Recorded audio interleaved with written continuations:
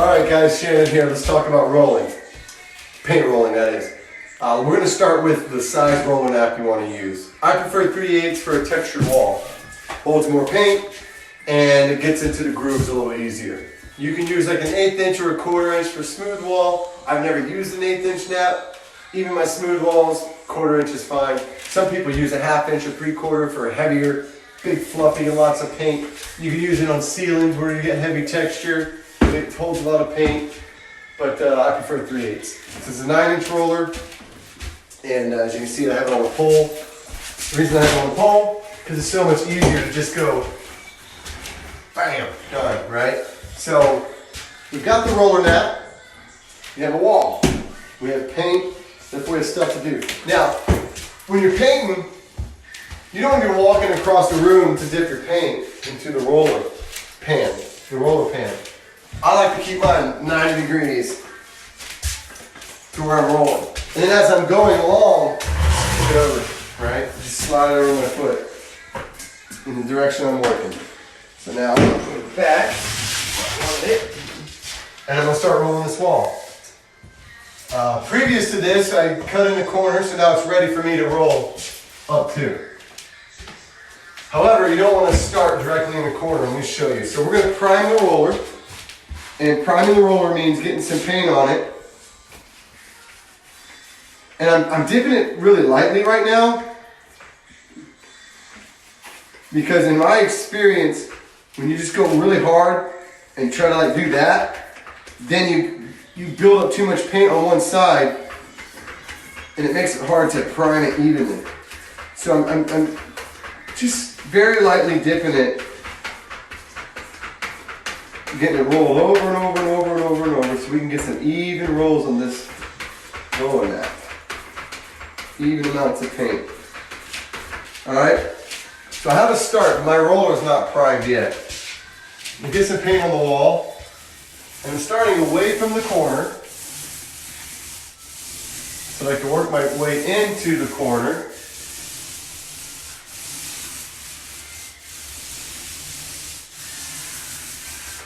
That way, I don't put a big heavy mess of paint in the corner right away, and then I can't fix it because I can't get close enough with the roller.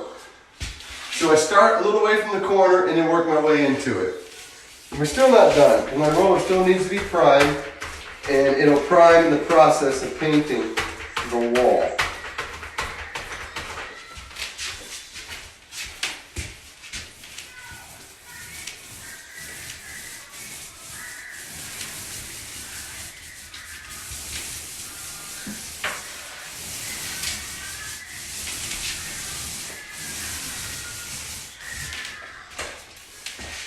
Now I'm just going to do a couple strokes here, and then I'll describe the method to the madness.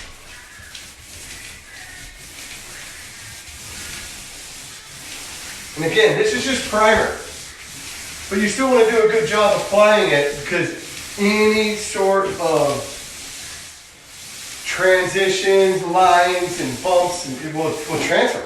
You'll see it through the paint. So now I'm giving it a little more pressure because my roller is starting to be primed here.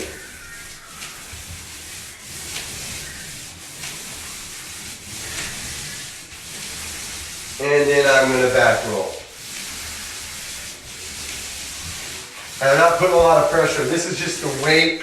This is just the weight of the roller on the wall. I'm not pushing, I'm not trying to suck all the paint out of the roller. It's nonsense. Keep a wet roller. This is extra work and it's unevenness. This is thin, this is heavy. This is more of a fine texture. This is a heavy texture. You'll have three different things going on. So, and then you'll be battling. All right, so what I did is I took a wet roller, got some material on the wall, and I paint one line at a time. I start in the middle because the roller is heavy with paint right now. And then I go down about halfway from the middle. Then I go back and go about halfway from the middle up to the ceiling. Then I go back down. Then I take it almost to the floor without touching the floor. Don't touch the floor if it's dirty. You'll get trash in your roller and you'll never get the trash out of your roller, and that will be a nightmare. Then I go up to the ceiling without bumping the ceiling. And what I did there was I spread the paint evenly.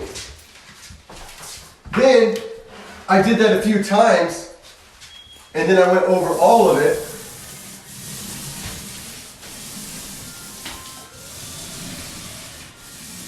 To even out, we'll say about 20, maybe 16 to 20 square feet at a time. So you're applying about eight-ish feet of paint, 3 rows of that, then you go back over it, and now when I apply my pressure on my roller, if I'm going in this direction, I'm tipping it like this, very subtle. I'm giving it a little more pressure on this side. And the reason for that is so that when my roller is moving, if I put pressure on this side and roll this way, see I leave these lines. And I exaggerated it for the camera. Can you see that from here? And that is bad. However, if you put the pressure in this direction and it's lighter on the back side, but you're going in this direction, right? No lines.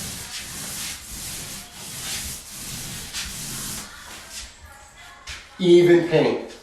Then you finish by going all in one direction. Let me fix that real quick. Getting material on the wall, getting it even,